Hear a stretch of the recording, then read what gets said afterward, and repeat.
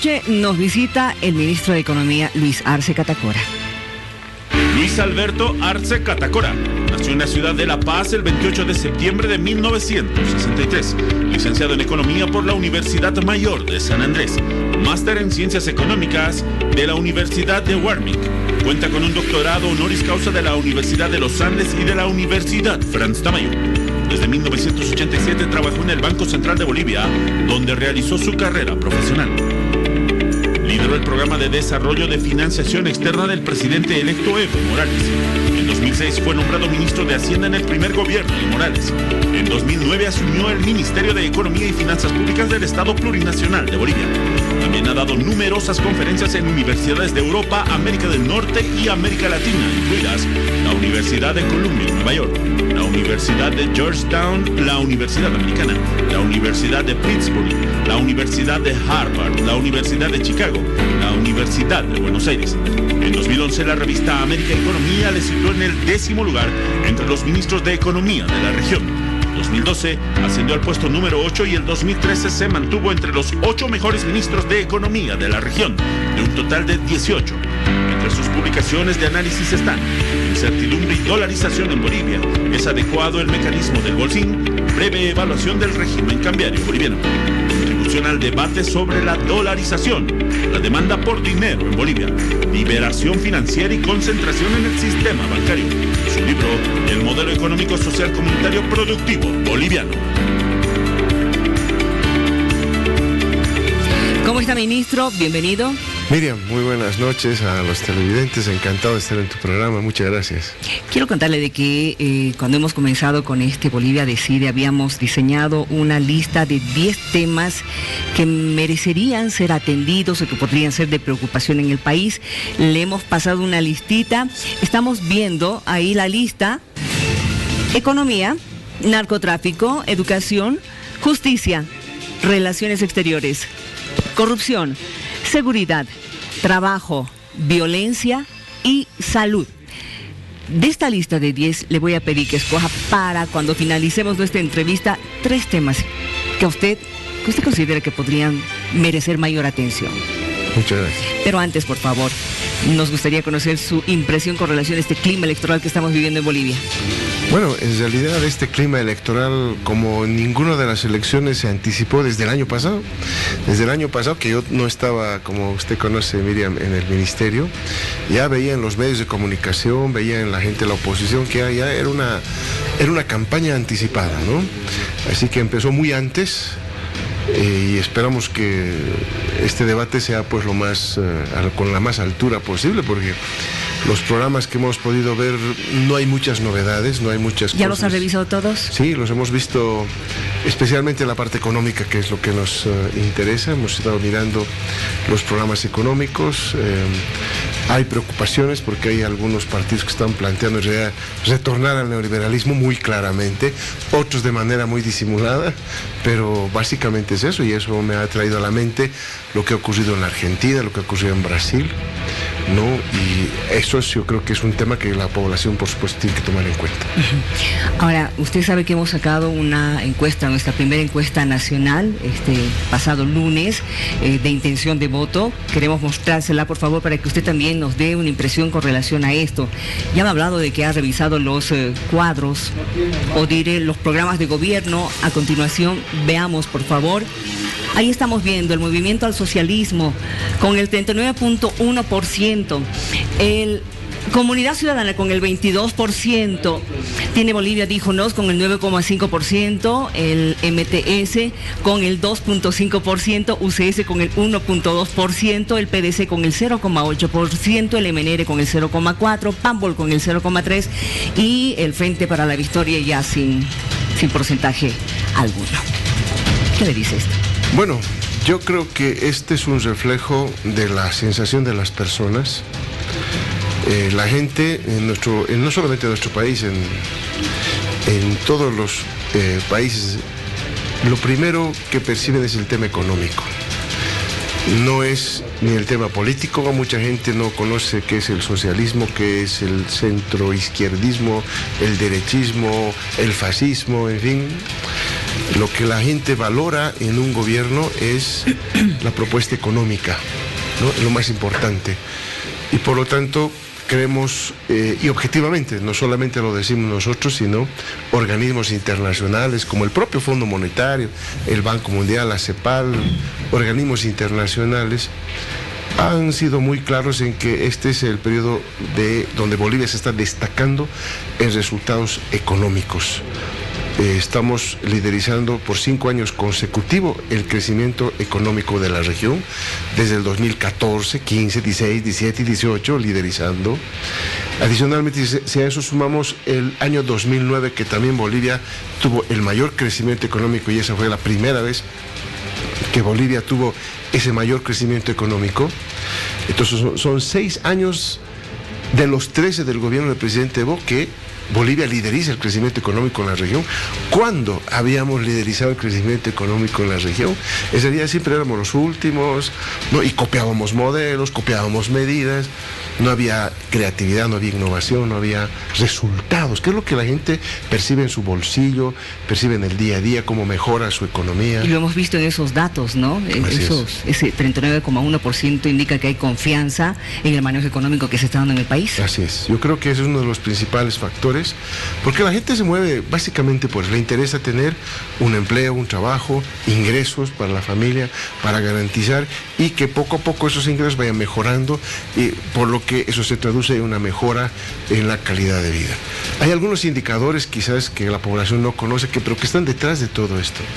Usted sabía, por ejemplo, Miriam, que Bolivia es el país desde el 2005 a 2018 que más ha incrementado la esperanza de vida de su población. Estamos hablando de 10 años, ¿verdad? Así es, 10 años de incremento. Nos sigue muy de lejos el siguiente país con 3,3 años de incremento, o sea, muy lejos de lo que hemos logrado nosotros avanzar en el aumento de la esperanza de vida. También el propio Banco Mundial sacó un estudio hace un tiempo atrás donde mencionaba que Bolivia es el primer país que se preocupó de aumentar el ingreso del 40% más pobre, ¿no? Somos el primero en el mundo, estamos hablando de campeonatos mundiales, de todos los países en desarrollo. El Banco Mundial identificó que Bolivia fue el país que más se preocupó por aumentar el ingreso del 40% más pobre de nuestra región, de nuestro país. Entonces, eso quiere decir que esta política económica redistributiva que la aplicamos a partir del 2006 con el nuevo modelo económico, social, comunitario, productivo, está dando resultados.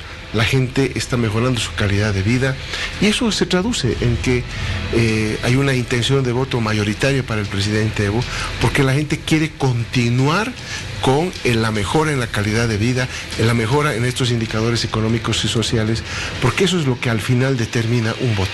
Ahora, ayer un analista, nuestro invitado, Marcelo Silva, decía de que la gente va a ir a votar por la sensación térmica que tiene en el bolsillo. Eso apunta al 39,1%. Ahora, recuérdenos, ministro, estamos en el 8º mes del año, a mediados ya del 8º. ¿Podemos ya por lo menos acercarnos con más seguridad al crecimiento económico que vamos a tener a final de año?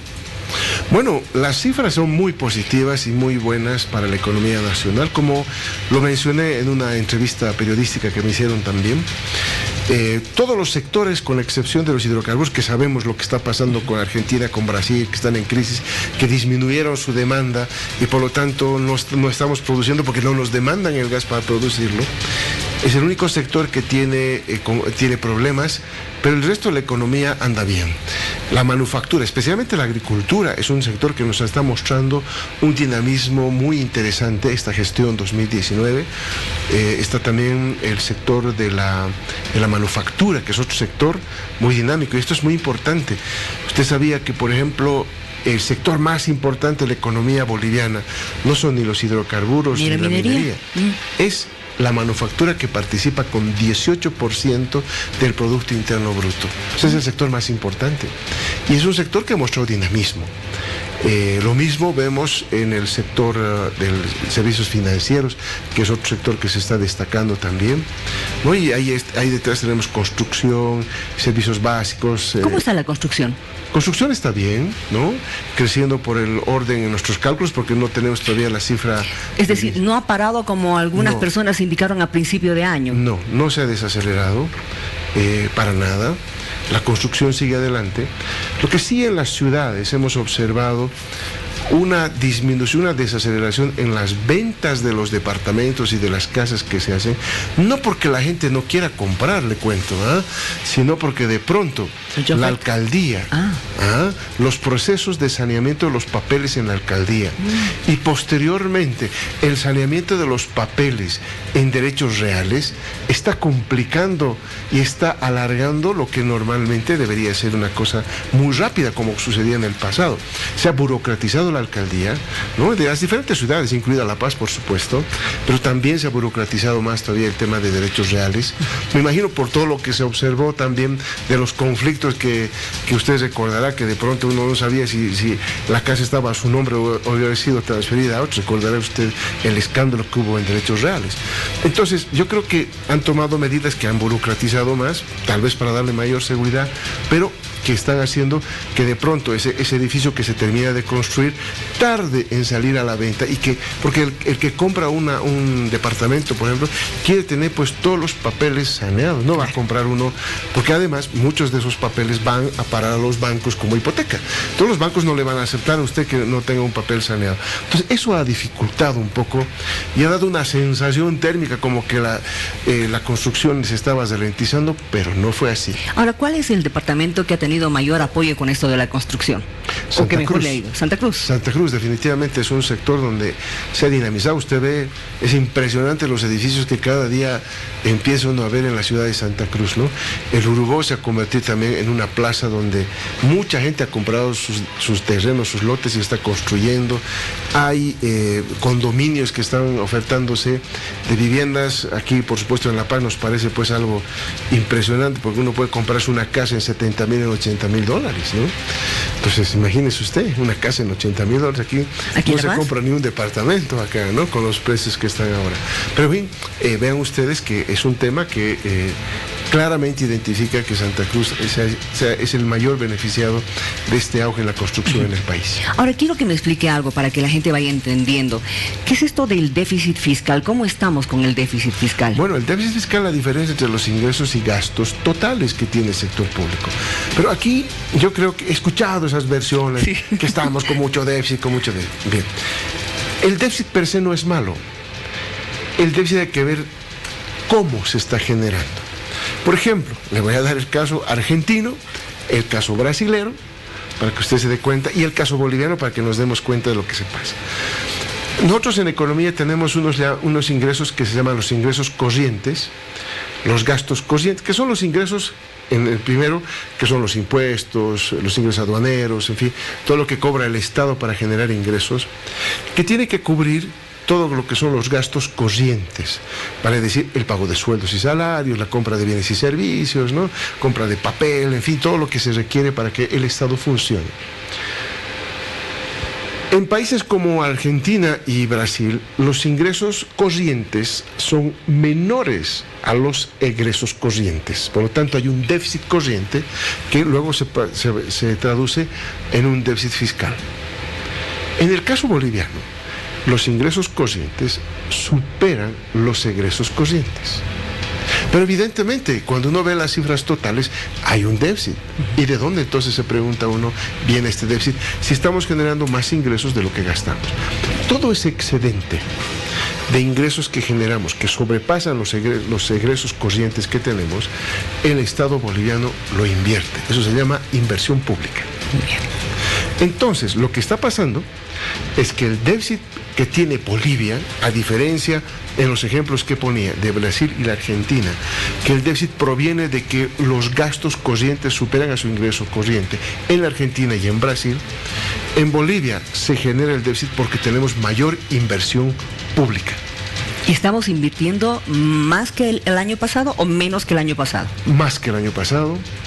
Y vamos a seguir invirtiendo, porque la lógica del modelo económico nuestro es una activa participación del Estado. En realidad, la inversión pública se constituye en la locomotora del crecimiento económico del país. ¿Nos puede contar en qué estamos invirtiendo? Claro que sí, miren ustedes, aquí la gente en La Paz lo ha sentido. Teleféricos, es una inversión pública, la hicimos como gobierno nacional. La autopista, que se le entregó también en la gestión pasada. En fin, en esta gestión hay un componente importante de inversión productiva también, ¿no? Hace poquito estábamos inaugurando nuestra fábrica, por ejemplo, de vidrio, estamos inaugurando nuestra fábrica de cemento en Oruro. Esas son inversiones públicas, ¿no? Yo escuchaba decir que están despilfarrando, que está mal invertido. Bueno, pues hemos invertido tan mal que hoy tenemos colas de camiones tratando de comprar el cemento que acabamos de inaugurar nuestra fábrica de cemento en Oruro. Muy mal debemos estar invirtiendo, que nos está yendo tan bien. A tal punto, Miriam, ¿verdad? Y esto desmiente todas esas afirmaciones de que las inversiones están mal hechas, de que el bono Juancito Pinto, por ejemplo, y eso es importante que la población lo conozca, se financia en un 100% con las utilidades de nuestras empresas públicas. O sea, nosotros, el Tesoro General de la Nación no pone un peso ahora para el bono Juancito Pinto. Eso sale de las utilidades de nuestras empresas públicas. Entonces el Ministerio de Economía está presionando permanentemente a nuestras empresas públicas porque tienen que darnos ingresos, generar utilidades que son utilizadas para el proceso de distribuidor del ingreso, que es parte de la filosofía de nuestro modelo en, por ejemplo, el bono Juancito Pinto. Ahora, ¿todas las empresas públicas ya están dando su fruto? Todas ya han arrancado. Las que han arrancado, por supuesto que sí, y las que no, entonces claramente la política del gobierno nacional ha sido cerrarlas. Por ejemplo, estamos hablando de Enatex, que ustedes recordarán, Miriam, y también el tema de Ecobol, que eran empresas que no rendían. Bueno, Ecobol viene y también Enatex viene de procesos anteriores donde no se manejó bien. Cuando se hicieron, estábamos en el modelo neoliberal. Ahí había un dueño de Enatex, por ejemplo, que recibía muchas ventajas del Estado en ese momento, que al final no se pudo pagar y tuvo que quebrar la empresa. Lo mismo en el caso de Ecobol, veníamos arrastrando un problema profundo, ¿no?, que nunca se tomó en el periodo neoliberal ninguna solución al respecto. Nosotros les dimos oxígeno a la gente de Ecobol para que puedan reaccionar, no pudieron hacerlo y tuvimos que cerrar esa empresa. Entonces, empresas que no generan utilidades en Bolivia tienen que cesarse porque si no se constituye en una carga. Ya lo hemos hecho. Y entonces, la obligación de las empresas públicas que tenemos ahora es que generen utilidades, que generen rendimiento, porque gran parte de estos rendimientos vamos a utilizarlos para el pago de la renta del bono Juancito Pinto, por ejemplo. Muy bien. Ahora, ya hemos hablado de la inversión pública. Ahora hablaremos de esta noticia que ha salido, esta información acerca de la inversión extranjera directa. ¿Es verdad? ¿Es mentira? ¿Ha disminuido este año nuestra inversión extranjera? Bueno, miren lo que ha pasado en toda América Latina, porque hay que... Aquí muy interesante ver solamente lo que ocurre en nuestro país, ¿no?, descontextualizando de todo lo que ocurrió en América Latina a partir del año 2011. ¿Y por qué del año 2011? En el año 2011, Miriam, empiezan a caer los precios de los minerales. Cae el precio del estaño, del zinc, del cobre, que afecta, por supuesto, a varios países de América Latina que somos exportadores de eso. Entonces, a partir de esa caída de los precios internacionales, la inversión extranjera directa en toda América Latina cae, en toda América Latina. Luego viene el problema, el 2014 ya, de la caída de los precios del petróleo. Y tenemos en la región países exportadores de petróleo. Entonces también eso desincentiva la inversión extranjera directa, porque normalmente la inversión extranjera directa viene a los recursos naturales, ¿no?, al petróleo, a la minería, no tanto viene a la industria, a la manufactura, al turismo, a otro tipo de actividades, sino básicamente son extractivistas las inversiones transnacionales. Entonces en el país lo que ocurrió fue el reflejo de eso. Así como toda América Latina empezó a caer, también empezó a caer en Bolivia la inversión extranjera directa. Y es evidente, yo le tengo aquí un gráfico, ¿no?, donde podemos observar esta relación. En este gráfico de aquí abajo, se ve eso justamente. Aquí estamos viendo cómo la inversión extranjera directa en la región cae y evidentemente el 2018 se incrementa en varios países la inversión extranjera directa y Bolivia se queda, ¿verdad? Pero, ¿cuál es la diferencia? ¿Qué explica esto? Porque los bolivianos lo estamos haciendo mal, cuando más bien la economía boliviana es la más estable en crecimiento económico, deberíamos estar recibiendo mayor inversión extranjera directa. ¿Por qué es que en promedio en América Latina recibimos más y Bolivia se queda? Por una sencilla razón, Miriam, ¿Qué ocurrió en Brasil? ¿Qué ocurrió en Brasil con el señor Bolsonaro? Empezaron las privatizaciones. Es decir, se retornó al viejo modelo neoliberal y empezaron, por lo tanto, a privatizar los derechos de la administración de los aeropuertos. Se empezó a quitarle a Petrobras, que es la empresa estatal petrolera, campos y acciones y cosas que antes hacía Petrobras, ahora lo está reemplazando el sector privado. Y entonces se ha dado, evidentemente, en este país, ¿no?, mayores ventajas a la inversión extranjera directa por el proceso, yo lo voy a llamar, de reprivatización que ha tenido Brasil. Entonces, nosotros no hemos soltado nuestros recursos naturales. Por constitución política del Estado, tanto los hidrocarburos, el litio, en fin, todos los recursos naturales son responsabilidad y patrimonio del Estado boliviano y no pueden privatizarse como está ocurriendo en el Brasil, y por eso es que Brasil evidentemente ha recibido una mayor cantidad de recursos de inversión extranjera, que en el promedio y con las magnitudes que tiene la economía brasilera, por supuesto que hacen elevar el promedio de inversión extranjera que ha tenido América Latina. Pero esa es la respuesta, eso ocurrió. Entonces, las cifras evidentemente pueden hacer engañar la visión de lo que ha ocurrido, pero en realidad en Bolivia hemos tenido mayor inversión. Y tengo un dato que es mucho más interesante. A ver. Esta es la inversión extranjera directa en Bolivia.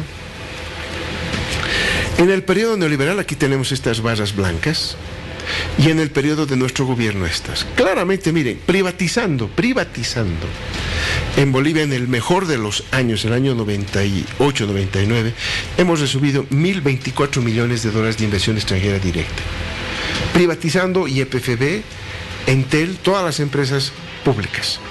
Pero miren cómo hemos incrementado la inversión extranjera en nuestro gobierno. Hemos llevado inclusive a 1.750 millones. Bolivia ha recibido en nuestro gobierno una mayor inversión extranjera. Y aquí está el dato positivo que no lo mencionan los medios de comunicación, porque yo los considero que están haciendo más política que informativa, Miriam.